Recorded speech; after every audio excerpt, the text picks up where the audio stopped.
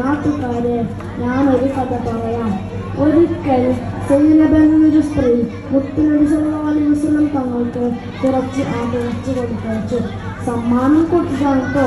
നബിയും സ്വഹാബാക്കളും വളരെ സന്തോഷത്തോടെ അത് കഴിക്കാൻ ആരംഭിച്ചു.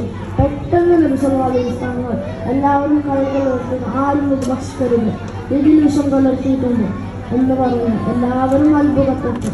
നബി സല്ലല്ലാഹു അലൈഹി വസല്ലം ആ പെൺകുട്ടിയെ കൊണ്ടുവരാൻ പറഞ്ഞു.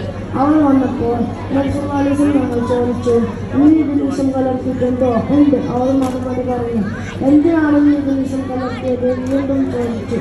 താങ്കൾ യഥാർത്ഥ പ്രവാചകനാണെങ്കിൽ താങ്കൾക്ക് വിഷമുള്ളത് അറിയാൻ കഴിയും, അതിനെ പരീക്ഷിക്കാനാണ്. അവൾ മടിയില്ലാതെ പറഞ്ഞു. ശരി, ഈ ഇറച്ചി കഷ്ണം എന്നോട് പറഞ്ഞ ഒരു വിഷമൊന്നുണ്ട്, അതുകൊണ്ട് നീ പോയിക്കോ എന്ന്